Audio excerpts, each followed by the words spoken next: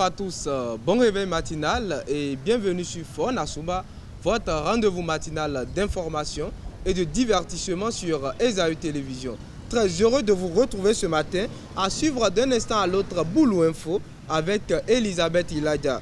Au sommet de ce matinal, on parlera du Bénin qui est en deuil après la disparition du général François Kouyami, figure emblématique de l'armée et acteur majeur de la période révolutionnaire. Andali, l'ambassadeur des États-Unis, a inauguré une nouvelle unité de production de Wangachi. Au menu du sport, Flowers CNSS brille au 45e championnat d'Afrique des clubs champions en allant en demi-finale. Damissa FC et Dynamo FC de Parakou se sont affrontés ce mercredi 16 octobre à Andali.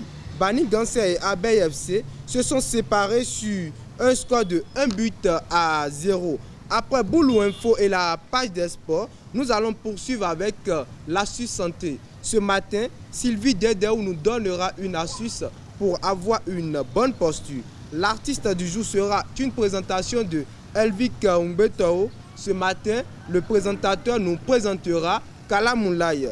Et pour boucler Fort Nassoumba ce matin, je vous invite à suivre Parlons-en avec nos différents intervenants. On démarre sans plus tarder avec Boulou Info et la Minute Sport.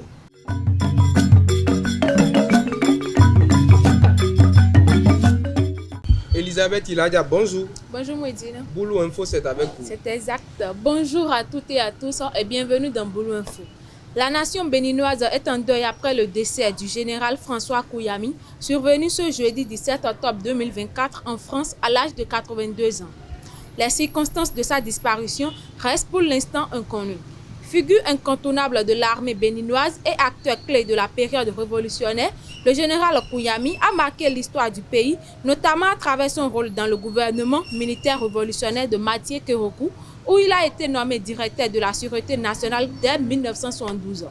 Il a également occupé des postes ministériels stratégiques avant d'être promu général de brigade en 1996.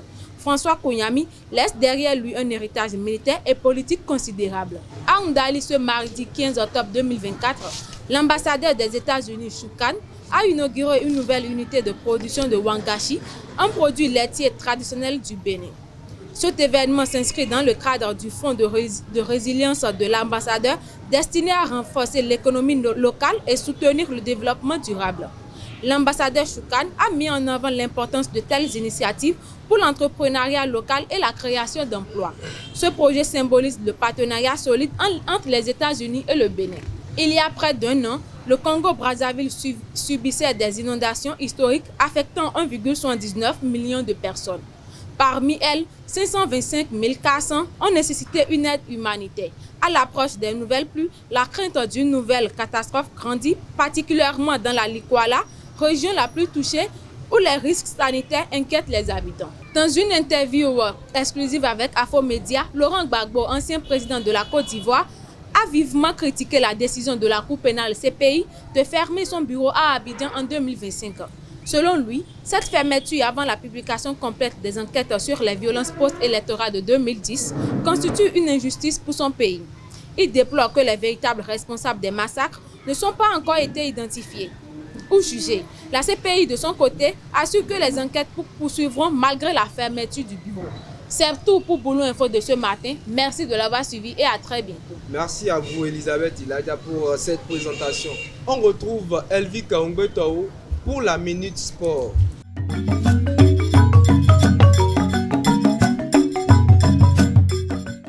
Elvik Umbetao, bonjour. Bonjour Mouedine. La Minute Sport, c'est avec vous. Oui. Le 45e championnat d'Afrique des clubs champions qui se déroule au Maroc marque une nouvelle page de l'histoire du handball béninois. Le club Flowers CNSS a franchi un cap historique en se qualifiant pour les demi-finales de la compétition. Lors des quarts de finale qui se sont disputés le mercredi 16 octobre 2024, les joueurs du Flowers ont livré une performance mémorable face à l'équipe de l'Étoile en remportant le match sur un score de 29-20. Lors de la troisième journée de la Ligue Pro, Damissa FC et Dynamo FC de Parakou se sont affrontés à Ndali et se sont séparés sur un score de 2-1 en faveur de Dynamo FC. Suivez l'impression des coachs au micro de Abel Ojo.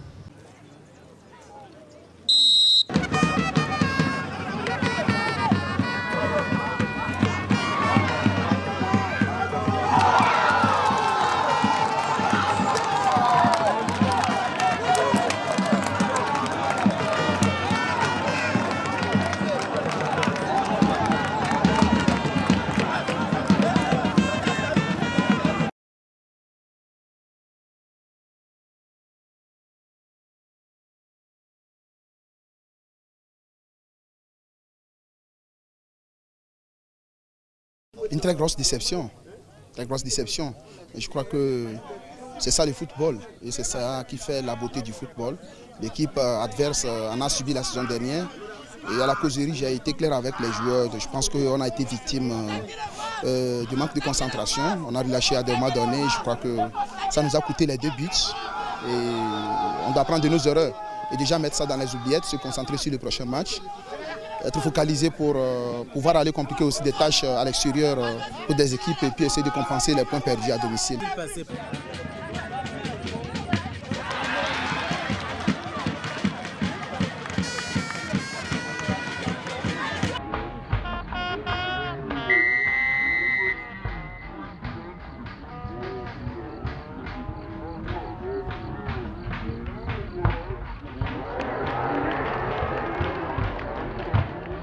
La suite de la compétition, c'est de se concentrer sur l'objectif. Je crois que nous allons remonter le moral et puis essayer de se relancer.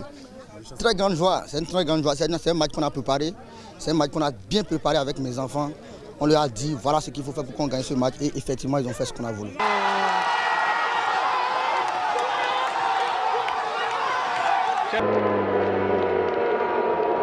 Je suis très content, j'ai uniquement que des Béninois 100% des fils du pays qui me font mon job et correctement.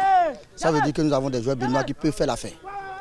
Toujours au cours de la 3e journée de la Ligue Pro Zone Nord, Bani Ganser FC et Abeille FC se sont affrontés sur la pelouse de Bani Kwara le mercredi 16 octobre 2024. Les poulains de Ibrahim Da Silva ont réussi à obtenir les 3 points en battant Abeille FC 1-0. Suivez l'impression du coach au micro de nos reporters. Je retiens qu'on a pris 3 points. Je retiens que les garçons ont donné au fait tout ce qu'il faut. On est en début de saison. La mayonnaise ne prend pas encore. Donc, prendre 3 points donne déjà en fait, une certaine confiance. Et ça nous permet en fait, de continuer à travailler pour pouvoir en fait, créer plus de cohésion au sein de l'effectif. Moi, je crois qu'on a quand même bien mérité notre victoire. L'équipe adverse a poussé comme elle peut. Mais vous avez vu, c'est sur une action de contre. On est allé au fait les frapper. Ça fait partie du football. Pendant qu'ils étaient en train de nous presser, parce qu'il faut reconnaître, le but est venu au moment où l'équipe adverse nous pressait sérieusement. Et donc, puisqu'il y a eu des équilibres, on récupère le ballon, on joue dans leur dos et on va marquer. Toute chose que je salue au fait, au niveau de mes enfants. Les Guépards du Bénin débutent le tournoi qualificatif UFOA B-U20 par un match nul. Face au Ghana, les jeunes Guépards n'ont pu faire mieux que de décrocher un point dans une rencontre disputée jusqu'au bout ce jeudi 17 octobre 2024 au Niger. C'est tout pour l'actualité sportive. Merci à vous, Elvik Umbeto, pour cette présentation. À présent, j'invite Sylvie Dedéou pour l'astuce santé.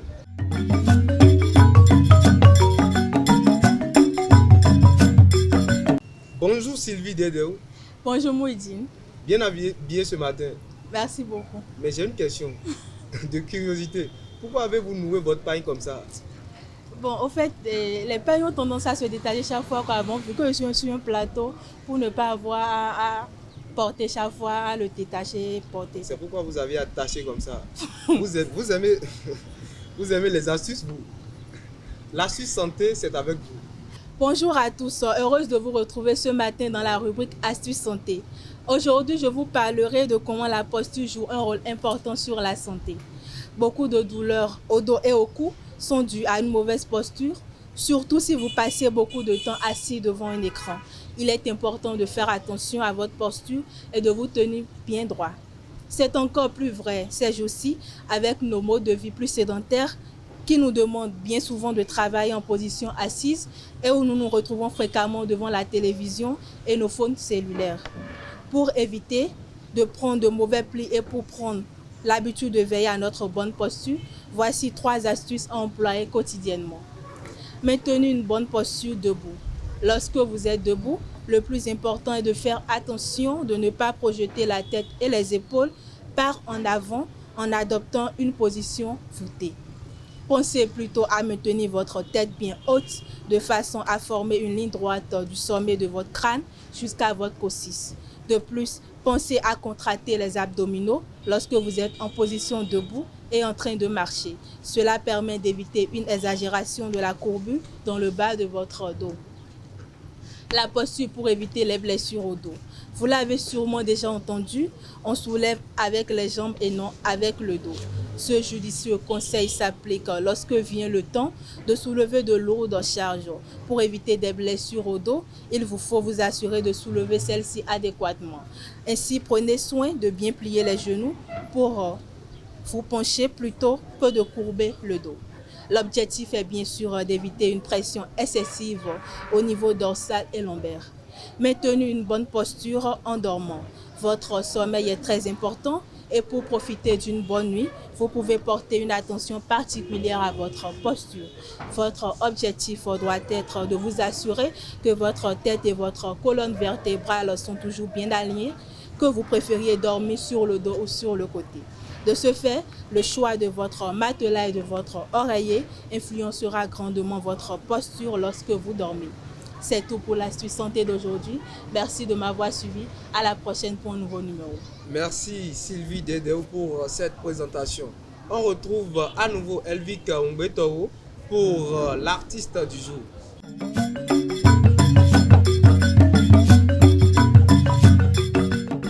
L'artiste du jour, c'est avec vous, Elvic Umbetoro. Bonjour à nouveau. Bonjour à nouveau, Moudine. Kalamoulay. Danseur au départ, Kalamoulay est devenu un artiste, chanteur, musicien.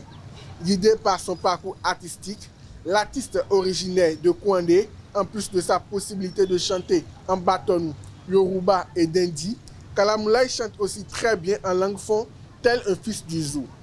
Plurilingue qu'il est, l'artiste est apprécié des mélomanes grâce à son talent marqué par sa voix d'or. Kalamoulay a aujourd'hui à son actif 4 albums. L'artiste a commencé ses premiers pas dans la musique par sa passion pour les danses traditionnelles depuis son enfance. Cet amour pour la danse lui a permis de se faire distinguer lors du casting fait par Florent Eustache-Ressou, alors directeur du Ballet National. En 2000, il fait son entrée officielle au Ballet National où il a officié jusqu'en 2006. Mais comment est-il passé de la danse à la musique? Kalamoulay confie qu'il a été désigné par Florent Eustache-Ressou pour exécuter les chansons qui accompagnent la danse Teké. C'est à partir de ce moment que beaucoup ont témoigné qu'il a une belle voix. À l'issue d'une manifestation officielle au temps du président Mathieu Kérékou, au cours de laquelle le Ballet National était invité pour prester, les frères San ont approché Kalamoulay lui demandant d'intégrer leur groupe. Une main tendue, acceptée par Kalamoulay qui a participé à leur 3e album avec un morceau baptisé Yaye, qui veut dire paix. Avec le Ballet National et le groupe des frères San, Kalamoulay a pris part à plusieurs festivals et rencontres en Chine, au Japon et dans bien d'autres pays. Sa carrière a été rehaussée par plusieurs tournées internationales qui lui ont permis d'avoir aujourd'hui une très belle voix et une très belle maîtrise de la scène. Son premier album dénommé Yomba Yomba, qui veut dire Les femmes, les femmes. Son deuxième album, qu'il a d'ailleurs imposé dans le Septentrion, est baptisé Banou Béré, qui veut dire Valeur de la tradition. Puis son troisième album, Ceux qui me pourchassent, qui veut dire Yeya Sungire. Et son dernier album, Maturité, qui confirme sa puissance dans le showbiz béninois. Notons que l'artiste a reçu plusieurs distinctions, comme le Trophée des Lauriers de la Culture 2024, le Trophée Conavab 2024, 2e prix, le Trophée Oscar du Bénin en 2014, musique moderne d'identité béninoise, et bien d'autres trophées qui enrichissent son palmarès. Kalamoulay, c'est le phénomène du Septentrion. Merci à vous, Elvic Umbetoro, une fois encore pour cette présentation. Vous restez avec moi. À présent, chers internautes, je vous invite à suivre Parlons-en avec nos différents intervenants.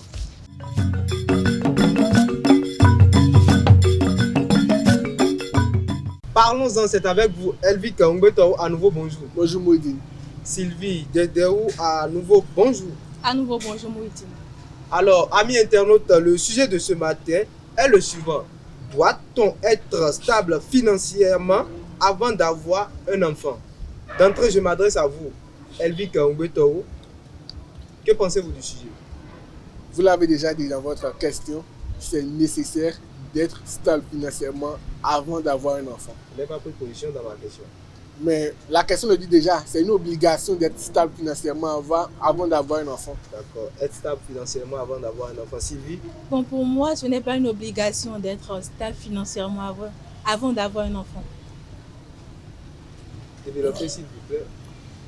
Si vous ne voulez pas que vos enfants souffrent demain à cause d'un petit palu, votre enfant va se retrouver dans des endroits pas recommandables, je vous conseille d'être riche, sincèrement. Même pas être stable financièrement, voire riche, avant de faire des enfants. Vous voyez, Sylvie, vous connaissez Giacomo, non? Oui. Si vous ne voulez, vous voyez la vie comme menait Giacomo, si vous ne voulez pas que vos enfants mènent cette vie, je vous conseille d'être stable financièrement avant d'avoir des enfants. C'est la meilleure des choses. Prenons l'intervalle de 20 à 30 ans. Normalement, à cet âge, peut-être un homme ou une femme devrait déjà avoir peut-être un enfant. Et dans notre génération aujourd'hui, combien de personnes sont déjà riches entre 20 et 30 ans? Parce que tu as dit être stable financièrement et voire riche. Parce que si je prends notre génération d'aujourd'hui, si on doit attendre, qu'on doit s'attendre à une richesse, je crois qu'on n'aurait jamais d'enfants. Parce qu'il y a des gens qui vieillissent même sans devenir riches. J'ai dit stable financièrement, c'est différent de la richesse, on le sait quand même. Tu as dit voire riche. Tu as appuyé. J'ai dit voire riche, oui. Mais Sylvie, ce n'est pas une obligation pour vous d'avoir un enfant entre 20 et 30 ans. On ne vous a pas forcé à avoir d'enfant. Si moi j'étais l'enfant, j'allais refuser de naître par vous parce que je vois que vous n'avez pas d'argent. Si vous n'avez pas d'argent ou si vous n'êtes pas stable financièrement, avoir un dos dur, vous n'allez pas avoir d'enfant. Je ne vais pas m'engager sur ce chemin. Je ne peux pas courir, aller dire que je vais avoir d'enfant. Parce que je sais ce que vivent les parents.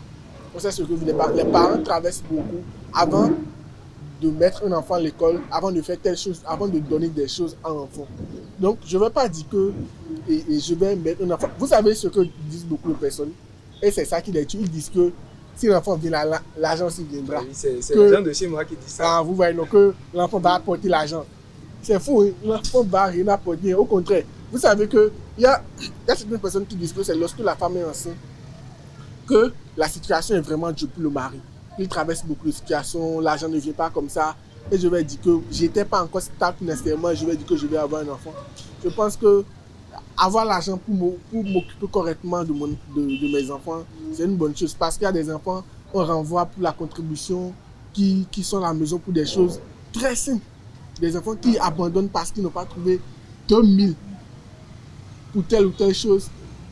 Et vous dites qu'on ne va pas être stable financièrement avant d'avoir des enfants. Moi, je ne veux pas que mes enfants souffrent. Et les enfants vont insulter les parents demain. Ils ne vont pas te le dire.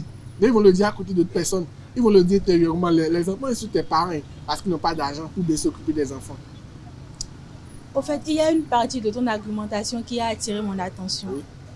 Personne ne nous a demandé de faire un enfant entre 20 et 30 ans. Non. Personne ne nous l'a demandé. Moi, je suis femme. Et dans notre société africaine, par exemple, les femmes sont brimées quand elles n'ont pas fondé déjà, quand elles ne fondent pas une vie de couple déjà à ce stade de leur vie, par exemple.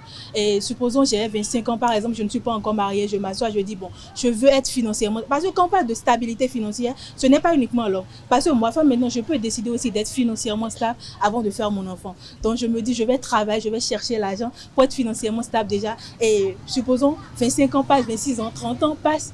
Et maintenant, la société me juge, on me dit, bon, cette femme, elle n'a même pas un homme derrière elle, elle est une prostituée. Donc, je dois vivre dans cela parce que je vais être stable financièrement. Je ne dois pas me marier, je dois attendre d'abord pour que l'argent soit là avant de me marier, c'est ça?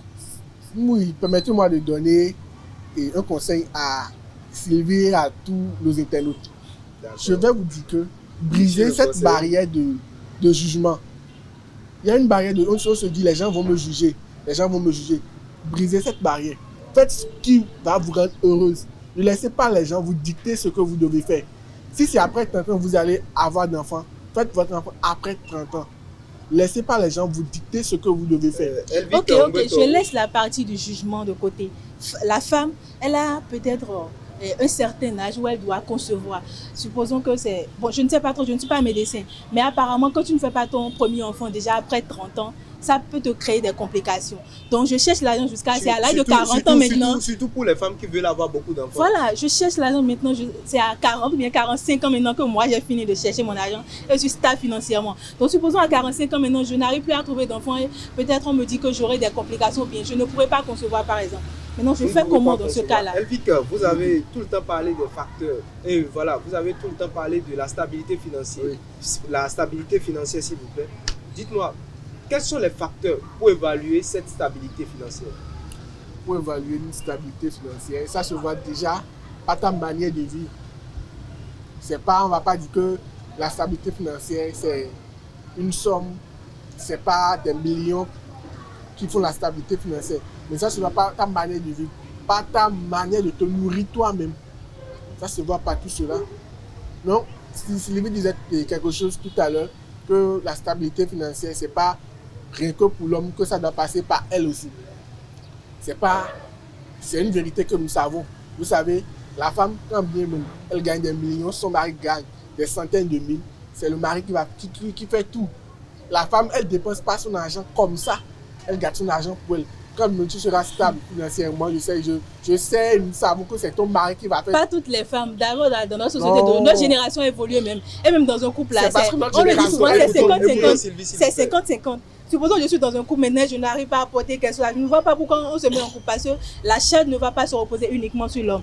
Peut-être on a des enfants par exemple, ils payent le loyer, je paye les factures. Ils donnent le petit déjeuner par exemple, je paye les fournitures. Déjà, ça c'est pas dans une relation. Non, pas du tout. Déjà, la génération avant, tu sais pourquoi ça ne se passait pas comme ça avant. Déjà, Elvic a parlé de la grossesse.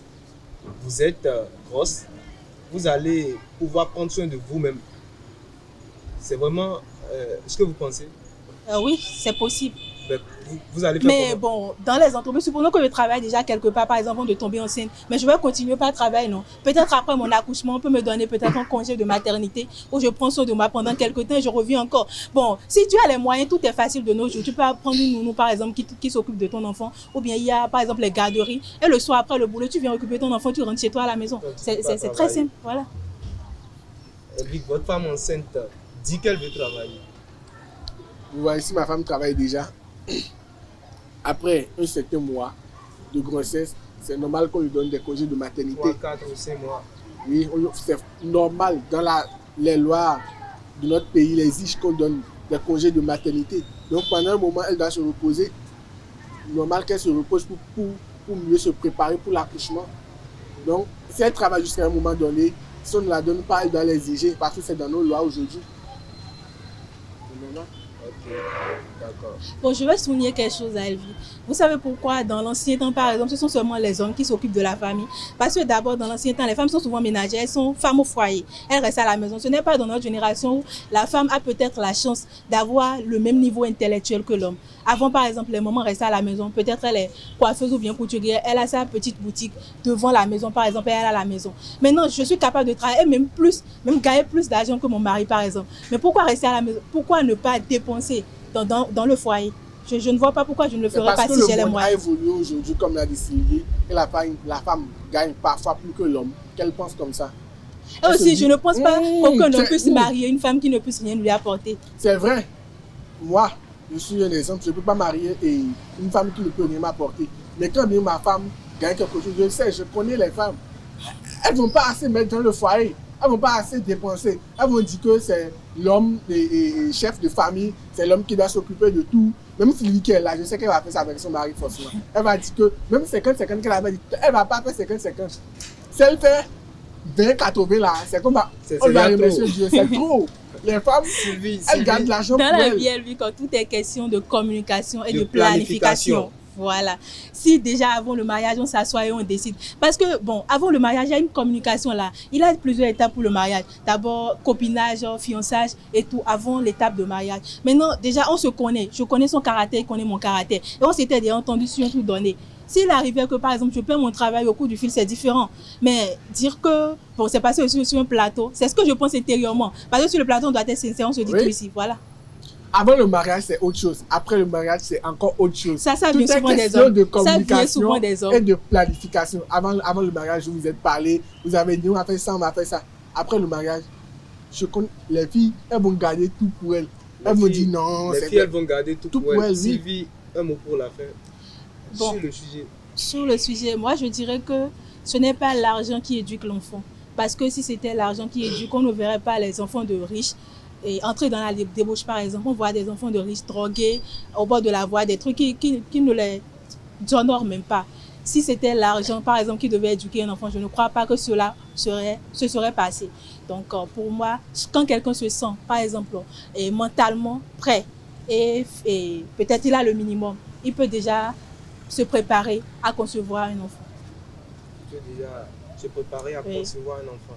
Elvic Ngoetorou, un mot pour la fin. Cher Mouidine, cher Sylvie, chers internautes. Oui, chers internautes, c'est pas l'argent qui éduque l'enfant, mais l'argent participe à l'éducation de l'enfant. Qu'est-ce que tu mets dans l'éducation de l'enfant? Ayez de l'argent forcément à l'éducation de l'enfant. Merci à vous, Sylvie. Non, merci à vous, Sylvie. Merci, Elvic Ngoetorou. Merci, chers internautes. C'est tout pour ce rendez-vous matinal. Merci d'être restés avec nous. À bientôt.